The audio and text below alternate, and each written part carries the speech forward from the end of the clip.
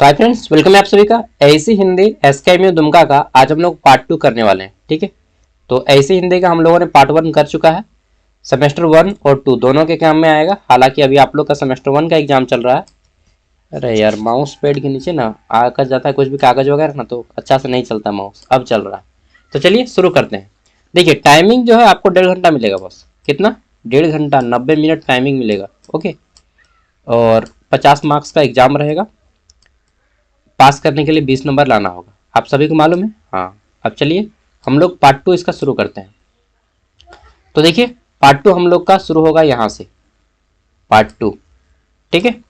Part 2 में हम लोग करने वाले हैं, क्या क्या करेंगे तो इसमें करेंगे प्रतिवेदन, ज्ञापन, संक्षेपण, पल्लवन। ठीक है, उसके बाद फिर मुहावरा करेंगे, अनेक शब्दों के लिए एक शब्द करेंगे और पर्यायवाची शब्द करेंगे। ठीक है, तो देखिए, प्रतिवेदन, ज्ञापन, संक्षेपण और पल्लवन हिंदी भाषा में लेखन के विभिन्न रूप हैं, यानी कि लिखने का अलग अलग तरीका है। ठीक है, प्रतिवेदन किसी घटना या मामले का लिखित विवरण होता है। प्रतिवेदन क्या होता है? किसी घटना या मामले का लिखित विवरण होता है। जैसे आपके घर में, मान के चलिए कि आपके घर में एक घटना हो गई। क्या घटना हुई कि आपका जो है कुआं धंस गया।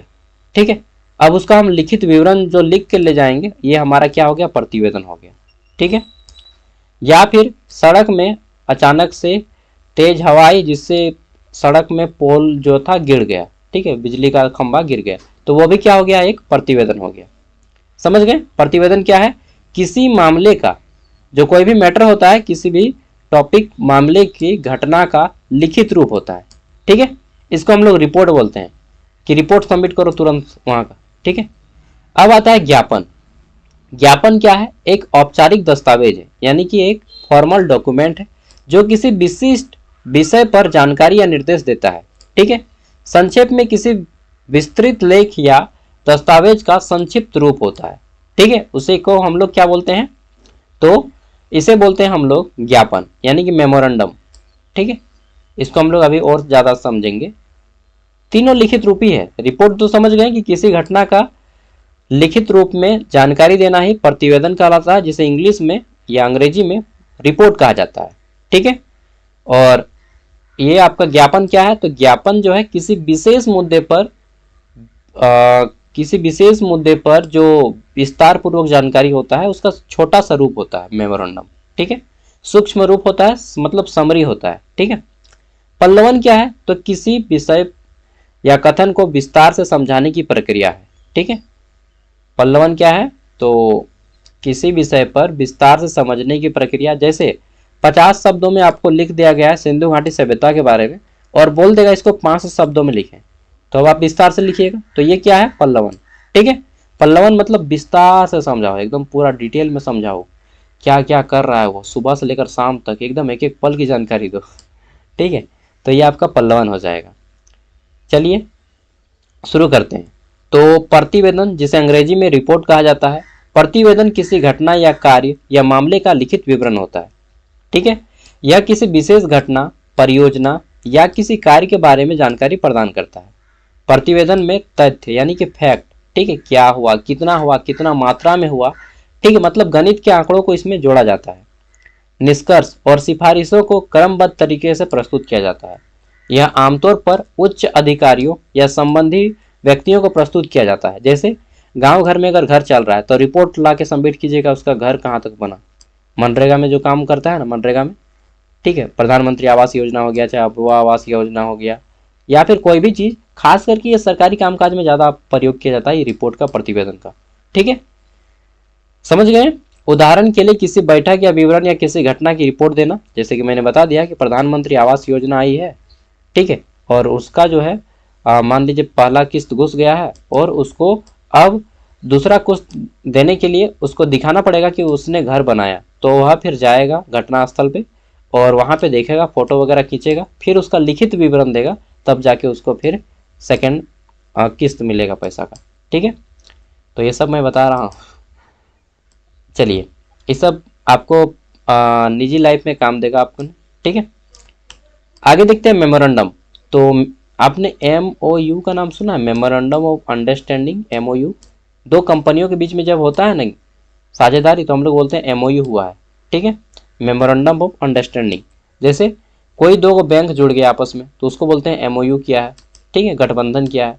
तो ये आपका मेमोरेंडम ऑफ अंडरस्टैंडिंग एक छोटा सा टॉपिक है, हम लोग बोल सकते हैं बहुत बड़ा टॉपिक है, लेकिन यहाँ पे छोटा सा ही टॉपिक हम लोग ले रहे हैं, ठीक है। मतलब कि कोई बड़ा सा मुद्दा है उसको हम लोग छोटे से शब्द में सीधे शॉर्टकट फॉर्म में बताते हैं, ठीक है। मेमोरेंडम में क्या है कि बड़े मुद्दे को शॉर्टकट फॉर्म में बताया जाता है, ठीक है। ज्ञापन एक औपचारिक, औपचारिक मतलब जिसमें अच्छी भाषा का प्रयोग किया गया हो, ठीक है, जो किसी विशिष्ट विषय पर जानकारी, निर्देश या अनुरोध प्रदान करता है। यह आमतौर पर एक संगठन या विभाग के भीतर उपयोग किया जाता है। ज्ञापन में आमतौर पर संक्षिप्त और स्पष्ट भाषा का उपयोग किया जाता है, ठीक है। ज्ञापन में क्या होता है कि आपका मेमोरेंडम में एकदम क्लियर कट लैंग्वेज होना चाहिए, ठीक है। और मैं भी इसको चेंज कर देता हूँ ताकि अच्छे से दिखे। यह किसी विशेष विषय पर जानकारी साझा करने, किसी कार्य को करने, निर्देश देने या किसी समस्या पर चर्चा करने के लिए इस्तेमाल किया जा सकता है, ठीक है। तीसरा नंबर है हमारा समरी या संक्षेप, ठीक है, समरी या संक्षेप। देखिए, संक्षेपण किसी विस्तृत लेख या दस्तावेज का संक्षिप्त रूप होता है। आपको मालूम है कि संक्षेपण क्या होता है कि शॉर्टकट फॉर्म है, यह भी शॉर्टकट फॉर्म है और यह भी शॉर्टकट फॉर्म है, लेकिन इसका प्रयोग जो है, ये मेमोरेंडम का प्रयोग खास करके सरकारी कामकाज में किया जाता है, ठीक है। जिस तरह से रिपोर्ट का प्रयोग सरकारी कामकाज में किया जाता है, उसी तरह से मेमोरेंडम का भी प्रयोग सरकारी कामकाज में किया जाता है, ठीक है। समरी क्या है, तो ये छोटा रूप है। छोटा रूप है मतलब जैसे पूरा का पूरा आपने पाठ पढ़ा होगा, जैसे कि आपने पढ़ा दो बैलों की कथा, ठीक है, सब कोई पढ़ा है, हिंदी का चैप्टर था क्लास 9 में। तो दो बैलों की जो कथा है, अब यहाँ पे लास्ट में आपको देखिए क्या मिलता है, सारांश। प्रत्येक चैप्टर में किताब में मिलता है ना सारांश, वो सारांश क्या है, समरी है बस। कि किसी भी विषय पे, जो किसी भी विषय को छोटे से या कम शब्दों में जल्दी समझाना ही संक्षेपण है, ठीक है। संक्षेपण किसी विस्तृत लेख या दस्तावेज का संक्षिप्त रूप होता है। मतलब किसी मुद्दे को, जो बहुत बड़ा मुद्दा है, उसको छोटे से कम शब्दों में लिखना या बताना संक्षेपण है। इसका उद्देश्य मूल लेख के विचारों को, तथ्यों को कम शब्दों में प्रस्तुत करना है, कम समय में प्रस्तुत करना है, लेकिन इससे उसके कोई मूल भाव में परिवर्तन ना हो जाए, इसको भी ध्यान में रखना है, ठीक है। संक्षेपण में मूल लेख के बिंदुओं को क्रमबद्ध तरीके से प्रस्तुत किया जाता है, ठीक है। उदाहरण के लिए किसी पुस्तक का सारांश या किसी लेख का संक्षेप में हो सकता है, वही चीज है। आगे देख लेते हैं नेक्स्ट। तो अब क्या है, पल्लवन। तो संक्षेपण क्या था कि छोटा करना पाठ को। अब पल्लवन क्या है, इसको टान के बड़ा कर देता है। पल्लवन क्या करता है, सारांश जो था ना, ये सारांश को अगर हम बोलेंगे कि पल्लवन करें तो बस इसको फिर विस्तार रूप दे दीजिए, ठीक है। मतलब संक्षेपण का उल्टा है पल्लवन, ये एक दूसरे का विलोम है, ठीक है। विलोम शब्द पढ़े हैं ना जी, उल्टा शब्द वही है। अगर संक्षेपण का उल्टा शब्द क्या है, पल्लवन। पल्लवन का उल्टा शब्द क्या है, आपका संक्षेपण। संक्षेपण मतलब छोटा रूप, पल्लवन मतलब बड़ा रूप। समझ गए होंगे, अब आप लोग को समझाने की जरूरत नहीं है। चलिए, पल्लवन किसी विचार या कथन को विस्तार से समझाने की प्रक्रिया है, ठीक है। पल्लवन क्या है, बड़ा रूप। इसका उद्देश्य किसी विषय या संक्षिप्त या कथन के अर्थ को स्पष्ट करना और उसे विस्तृत रूप से टू द पॉइंट, एक एक पॉइंट जानना, एक एक शब्द जानना, यह पल्लवन का गुण होता है कि पल्लवन में आपको एक एक शब्द, तथ्य बताया जाता है, कथन बताए जाते हैं, ठीक है। पल्लवन में किसी विचार या कथन पहलुओं को उदाहरण, तर्क और विवरणों को समझाया जाता है। और उदाहरण के लिए किसी कहावत या सूक्ति को पल्लवित किया जाना, मतलब एक एक पॉइंट को समझना, ठीक है। यह पल्लवन है, समझ गए। और एक बार हम लोग करते हैं। प्रतिवेदन क्या है, किसी विशेष घटना जब घटती है तो उसको जाके लिखित रूप में जो हम लोग जानकारी इकट्ठा करते हैं, जा करके लिखित रूप में की गई जानकारी को प्रतिवेदन यानी कि रिपोर्ट कहा जाता है।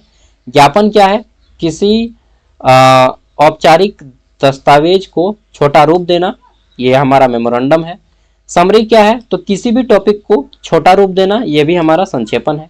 ये दोनों एक जैसा है, ठीक है, ये दोनों एक जैसा है, थोड़ा थोड़ा अंतर है। और पल्लवन क्या है, किसी भी मुद्दे को विस्तार पूर्वक बताना ही पल्लवन है। समझ गए। चलिए, अब और एक बार, इतना बार पढ़ाऊंगा ना कि आपको भूल नहीं पाओगे, और भूलना है तो भूल जाओ, मैं याद करने भी नहीं बोलता हूँ। कितना भी भूलने का प्रयास कीजिए, कुछ ना कुछ आपके माइंड में जरूर रह जाएगा, ठीक है। किसी घटना या मामले का लिखित विवरण होता है प्रतिवेदन यानी कि रिपोर्ट। ज्ञापन क्या है? तो किसी विशिष्ट विषय पर जानकारी या निर्देश देने वाला औपचारिक दस्तावेज। संक्षेपण क्या है? किसी विस्तृत लेख या दस्तावेज का छोटा रूप। ठीक है, संक्षिप्त को आप छोटा कर दीजिएगा। पल्लवन क्या है? किसी विचार या कथन को बड़ा रूप या विस्तार रूप। ठीक है, समझ गए। अब हम लोग आते हैं मुहावरा के ऊपर। अच्छा, मेरा बैटरी है जी। हाँ, लैपटॉप चार्ज है अभी 27%। मालूम है, इस लैपटॉप के लिए मैंने ना बहुत मेहनत किया है भाई। 12,000 नहीं 16,000 देखिए इस लैपटॉप खरीदा था, और किस्त भरा है लगभग 8 महीना। चलिए, हालांकि किस्ती से ही मैंने सब कुछ किया है, गाड़ी भी लिया है, बाइक में अपना सेल्फ। यार क्या लगता है आपको? खुद से बाइक लिया हूँ मैं। ठीक है, जब मैं ग्रेजुएशन में पढ़ रहा था उसी टाइम पे मैंने खुद अपने पैसों से बाइक लिया था किस्त में। चलिए, आप लोग भी कुछ ना कुछ काम करते रहिए। ठीक है, गवर्नमेंट सर्विस के भरोसे रहिए, लेकिन अगर अपॉर्चुनिटी है, लड़का लोग खास करके कुछ ना कुछ काम करते रहिए, बट गवर्नमेंट सर्विस के पीछे मैं कहूँगा मत भागो। ठीक है, पहले अपना सेफ अच्छा बना लो ना यार मजबूत। ठीक है, उसके बाद ये सब करना। गवर्नमेंट में लगने की संभावना बहुत कम है दोस्त।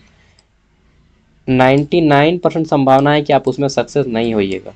ठीक है, क्यों? क्योंकि इतना भीड़ है आदमी का। चलिए, ज़्यादा नहीं बोलूँगा, इतना ही जान लीजिए कि झारखंड में 5,000 जो सिपाही का भर्ती आया था, ठीक है, अभी तक उसका पेंडिंग है। इसमें कितना आदमी फॉर्म भरा था मालूम है ना? नहीं मालूम है? 19 लाख लोगों ने फॉर्म भरा है। अब बोलिए, बोलो, कितना भी पढ़ेगा 5,000 का बच्चा का होगा ना। इसीलिए सेंट्रल गवर्नमेंट में एनटीपीसी का फॉर्म आया, कितना है? 13,000 है। फॉर्म भरने वालों की संख्या कितनी है? 32 लाख। कितना भी पढ़ेगा 32 लाख में से केवल और केवल 13,000 का ही होगा। ठीक है, हाँ, अगर आपकी हाइट अच्छा खासा है तो आप एसएससी जीडी में जा सकते हैं। एसएससी जीडी में जा सकते हैं अगर आपकी हाइट बहुत अच्छी है तो। ठीक है, इसमें हर साल सीट आता है लगभग 40-50 हज़ार, इसमें जा सकते हैं। और ख़ास करके गर्ल्स के लिए मैं कुछ चीज़ें बोलना चाहूँगा। लड़का लोग, आप लोग बिजनेस कीजिए। ठीक है, बिजनेस सबका बाप है, रियलिटी बता रहा हूँ। कोई भी कुछ भी नौकरी करे, लेकिन सबका बाप बिजनेस होता है। तो आप लोग बिजनेस कीजिए। गर्ल्स लोग के लिए सबसे अच्छा जॉब मैं बता रहा हूँ। ठीक है, मैं वैकेंसी वीडियो भी बनाता हूँ, लगभग 3 साल से वीडियो बना रहा हूँ वैकेंसीज़ का। ठीक है, और ग्रेजुएशन का लगभग 6 साल से। तो गर्ल्स के लिए सबसे अच्छा जॉब क्या है मालूम है? सबसे बेस्ट जॉब बोल रहा हूँ मैं, टीचिंग जॉब सबसे अच्छा है गर्ल्स के लिए। ठीक है, दूसरा जो सबसे अच्छा जॉब है वह है मेडिकल फील्ड। ठीक है, 2 हो गया। तीसरा जो सबसे अच्छा लाइन है गर्ल्स के लिए वह है होता है बैंकिंग। ठीक है, ये 3 चीज़ें मैंने बताई, और ये तीनों चीज़ें आपको काम में आएगा। इसके अलावा कोई ज़बरदस्ती आप रेलवे में जाना चाहते तो जा सकते हैं, लेकिन वो सब सही चीज़ नहीं है, क्योंकि रात नाइट जागना होगा। मतलब देखिए, गर्ल्स में क्या है, इनके बहुत सारी रिस्पॉन्सिबिलिटी होती है घर की। ठीक है, आपको घर भी संभालना होता है, सो दैट कि ये सारे जॉब आप जो है क्या कर सकते हैं, तो ये सारे जॉब आप घर पे, मतलब फिजिकल वर्क कम है, और आप घर को भी संभाल सकते हैं अच्छे से। ठीक है, हालांकि कोई कोई चल जाती है फोर्स में, वो अलग की बात मैटर है। ठीक है, करने को तो आदमी कुछ भी कर लेगा, लेकिन एक जो रिस्पेक्टेबल जॉब होता है वो मैं इसे ही मानता हूँ। हाल जा सकते हैं, आपका मर है तो कहीं भी जा सकते हैं, मैं नहीं बोलूँगा। लेकिन देखिए, किसी को भी पूछिए, हर कोई यही बोलेगा कि टीचिंग लाइन, मेडिकल लाइन और बैंकिंग लाइन सबसे अच्छा है। और सबसे ज़्यादा वैकेंसी मालूम है किस में आता है? सबसे ज़्यादा वैकेंसी जो आता है ना, अगर लाइफ में बोलिएगा कि सबसे ज़्यादा वैकेंसी किस में आता है, सागर भैया हमें बता दीजिए। अभी तक मैं जो 3 साल से वीडियो बना रहा हूँ वैकेंसीज़ का, और मैं अपने बोल रहा हूँ विस्तार से कि सबसे ज़्यादा वैकेंसी भारत में एक साल में अगर सबसे ज़्यादा वैकेंसी आता है तो वो आता है टीचिंग फील्ड में सबसे ज़्यादा। दूसरा जो आता है सबसे ज़्यादा वैकेंसी टीचिंग के बाद, वह आता है बैंकिंग में। और तीसरा जो आता है वो आता है मेडिकल में। इसके बाद फिर आता है फोर्स वगैरह, रेलवे वगैरह। ठीक है, और अदर अदर चीज़ें, मतलब जनरल कंपटीशन सबसे लास्ट में। सबसे ज़्यादा वैकेंसी आता है टीचिंग फील्ड में। हर गांव में स्कूल है यार, हर गांव में स्कूल। ठीक है, कहाँ जाएगा बच्चा? स्कूल है ना जाएगा। ठीक है, तो एक गांव में लगभग 10 अगर मास्टर रहेगा, मतलब एक स्कूल में 10 गो मास्टर, तो समझ सकते हैं पूरे भारत में कितना गांव है। झारखंड में ही कितना है मालूम है ना? लगभग 2 लाख टीचर झारखंड में है, केवल एक राज्य में केवल 2 लाख टीचर। हाँ, इसीलिए तो टीचिंग फील्ड में बोल रहा हूँ। चलिए, आप लोग की मर्जी, इसमें तेरा घाटा मेरा कुछ नहीं जाता। चलिए, गाना अच्छा है ना, ये गाना याद रखिएगा। जब भी कोई बोले तो बोल दीजिएगा, इसमें तेरा घाटा मेरा कुछ नहीं जाता। मुहावरे। मुहावरा क्या है? मुहावरा एक वाक्यांश या अभिव्यक्ति है जिसका उपयोग किसी विशेष अर्थ को व्यक्त करने के लिए किया जाता है जो उसके शाब्दिक अर्थ को अलग करता है। मुहावरा क्या है? वाक्य का अंश है, वाक्य का एक छोटा सा भाग है, ठीक है। यह अभिव्यक्ति है जिसका उपयोग किसी विशेष अर्थ को बताने के लिए किया जाता है। जैसे हम लोग बोलते हैं ना कि आम तो आम गुठलियों के भी दाम, ठीक है। और भी बोलते हैं बहुत से कि आज दिल जो है बाग बाग हो गया, ठीक है, गार्डन गार्डन हो गया। तो बाग बाग को ही गार्डन गार्डन बोला जाता है, इंग्लिश में गार्डन बोलते हैं ना बगीचा को, इसलिए। तो दिल बाग बाग हो गया, ठीक है, मतलब बहुत प्रसन्न हो गए। आम तो आम गुठलियों के दाम, ठीक है, मतलब क्या बताएं, एकदम मूर तो मूर, शुद्ध भी शुद्ध तो सब एकदम निकाल लीजिए, मूर शुद्ध सब, ठीक है। आम तो आम गुठलियों के दाम। चलिए आगे देख लेते हैं। पर्यायवाची शब्द क्या है, अभी उदाहरण भी देखेंगे। तो पर्यायवाची शब्द वे शब्द होते हैं जिनका अर्थ समान होता है, ठीक है। समान अर्थ वाले शब्दों को पर्यायवाची शब्द कहते हैं। मुहावरा क्या है? तो मुहावरा वाक्य का एक अंश होता है जिसका एक विशेष अर्थ होता है। बस इतना याद रखिए कि मुहावरा एक शब्द है जिसका विशेष अर्थ होता है। मुहावरा एक शब्द है जिसका विशेष अर्थ होता है, ठीक है। विशेष अर्थ वाले शब्दों को मुहावरा कहते हैं, इतना याद रखिएगा ना जी, इतना बता रहा हूँ। विशेष अर्थ देने वाले शब्दों को मुहावरा कहा जाता है, ठीक है। पर्यायवाची शब्द क्या है? तो पर्यायवाची शब्द किसे बोलते हैं? समान अर्थ वाले शब्दों को पर्यायवाची शब्द बोलते हैं, ठीक है। अनेक शब्दों के बदले एक शब्द, अनेक शब्दों के बदले एक शब्द, मतलब कोई ऐसा शब्द जिसके हम प्रयोग करने से बहुत सारा शब्द का प्रयोग नहीं करना पड़े, ठीक है। एक ऐसी प्रक्रिया जिसमें कई शब्दों या वाक्यों के स्थान पर एक शब्द से ही काम चल जाएगा, जो पूरे वाक्यांश के अर्थ को संक्षेप में बताएगा। जैसे अगर मैं बोल दूंगा कोढ़ी, कोढ़ी आदमी, कोढ़ी आदमी मतलब समझते हैं ना। मैं बोलता हूँ आलसी, तो आलसी मतलब क्या होता है आप सभी को मालूम है। जो व्यक्ति, कोढ़ी मतलब होता है कि जो व्यक्ति काम करने से कतराता है, ठीक है। आलसी व्यक्ति किसे कहते हैं? वही सेम है, आलस, जो व्यक्ति काम करने से कतराता है। वहीं अगर मैं बोल देता हूँ कि छपरी, तब मुझे बताने की जरूरत नहीं है। ठीक है, छपरी मतलब समझ गए कि जो व्यक्ति इसको नहीं बोलूंगा, ठीक है। और भी बात बताता हूँ, कुछ कुछ वर्ड, जैसे पूर्वाग्रह। पूर्वाग्रह क्या होता है आप लोग नहीं जानते हैं, जान लीजिए, ये वर्ड बहुत अच्छा है, आप लोग के जीवन में काम आएगा। इंग्लिश में बोलते हैं प्रेजुडाइज। देखिए मैं बहुत अच्छे वर्ड भी जानता हूँ और बहुत खराब वर्ड भी जानता हूँ, ठीक है, और ज्ञान सर्वोपरि है इसलिए मैं सभी को देता हूँ। पूर्वाग्रह, पूर्वाग्रह मतलब क्या होता है? पूर्व मतलब होता है पहले से, ठीक है। ग्रह मतलब होता है कि सोचना समझना, मतलब पूर्वाग्रह। जैसे हम बिना किसी को देखे केवल लोगों की सुनी सुनाई बातों पे यह मान लेते हैं कि यह व्यक्ति कैसा होगा, उसका रंग रूप कैसा होगा, कैरेक्टर कैसा होगा, केवल लोगों की सुनी सुनाई बातों पे, ठीक है। तो मतलब बिना वास्तविकता जाने केवल लोगों की सुनी सुनाई बातों पे कोई मन में पहले से कोई धारणा बैठा लेना, इसी को पूर्वाग्रह बोलते हैं। सो प्लीज पूर्वाग्रह से आप बचिएगा, ठीक है। डोंट बी इमेजिन पूर्वाग्रह, prejudice in your life, because पूर्वाग्रह जो है, prejudice is a type of मेल्टन, क्या बोलते हैं, मेंटल डिजीज, ठीक है। मतलब किसी भी बिना वाक्य सोचे समझे, बिना वास्तविकता जाने किसी भी व्यक्ति के बारे में, किसी भी पर्सन के बारे में या किसी भी वस्तु के बारे में आप पहले से जो धारणा बना लेते हैं ना, सही या गलत की धारणा, वही आपकी धारणा पूर्वाग्रह कहलाती है। किसी भी पर्सन, व्यक्ति, वस्तु के बारे में जो हम लोग धारणा बनाते हैं मन में, उसे ही पूर्वाग्रह कहा जाता है, ठीक है। इतना बड़ा शब्द लिखने की जरूरत नहीं है, आप डायरेक्ट पूर्वाग्रह लिख दीजिए, समझ गया कि पहले से मन में कोई धारणा बना लिया है। अब वो धारणा अच्छी भी हो सकती है, गलत भी हो सकती है, उसी को पूर्वाग्रह बोलते हैं, ठीक है, प्रेजुडाइज। समझ गए? अब चलिए हम लोग इसका क्या करते हैं, तो थोड़ा सा कर लेते हैं। एक मिनट यार, आईपे नहीं करता है जल्दी से। चलिए, आजा आजा एक बार, आजा आजा आजा आजा आजा, गाना आया था ना, पोज चला था ना, छलक दिखला आजा। तो मुहावरा जिसको हम लोग इंग्लिश में आइडम्स बोलते हैं, ठीक है। मुहावरा ऐसे वाक्य होते हैं जिसका शाब्दिक अर्थ नहीं लिया जाता बल्कि उनका भावार्थ होता है, ठीक है, उनके भावों का अर्थ होता है। जैसे नाक में दम करना, बहुत परेशान करना, ठीक है।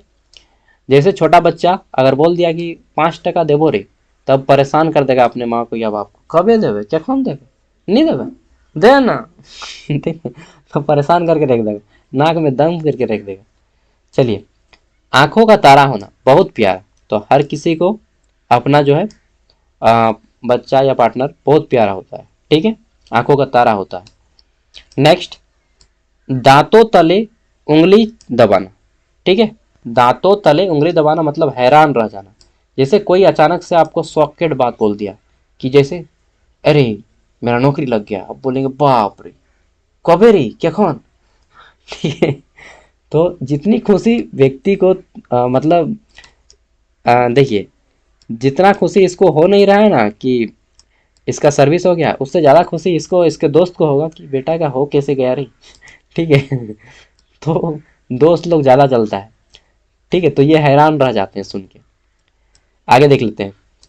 नेक्स्ट है हमारा क्या है अगला, तो मुंह की खाना। मुंह की खाना मतलब हार जाना, ठीक है। जैसे हम उसको बार बार बोलते हैं कि अरे भाई उसको नहीं सकेगा, और तुम झूठ मूठ का तैयारी कर रहा है नीट का, नीट सकेगा ही नहीं, ठीक है। व्यक्ति का एक पर्सनालिटी होता है यार, एक पढ़ने का ढंग होता है, उसको देख के पता चल जाता है। तैयारी कर रहा था मेरा दोस्त, नहीं सका, हम बोले ना कि मुंह की खाएगा, फिर मुंह की खाया, ठीक है। मुंह की खाना मतलब हार जाना। टांग अड़ा, हम बोलते हैं अरे तुम बीच में काहे टांग अड़ा रहा है यार। जब दो व्यक्ति का झगड़ा होता है तो तीसरा व्यक्ति जो बोलने लगता है बीच में, ठीक है, चाहे दो दो व्यक्ति से हम लोग किसी व्यक्ति से क्वेश्चन पूछते हैं और तीसरा अगर आंसर देता है तो हम लोग बोलते हैं तुम बीच में टांग मत अड़ाओ, समझे। चलिए, खास करके झगड़ा होने के समय तो टांग अड़ाना मतलब बाधा डालना, ठीक है। आगे देख लेते हैं। पर्यायवाची शब्द आप सभी को मालूम है, इंग्लिश में बोलते हैं सानोनॉम्स और विलोम शब्द को बोलते हैं एंटोनॉम्स, ठीक है। एसएससी का एग्जाम दीजिएगा तो खूब पूछता है सानोनॉम एंटोनॉम्स। सूर्य, सूर्य का है रवि, दिनकर, भास्कर, आदित्य, सूर्य क्या बोलते हैं, छठ पूजा गाना सुने हैं ना, क्या बोलता है, मैं भूल गया हूँ यार, आदित्य से लेकर बहुत सा गाना है, ठीक है।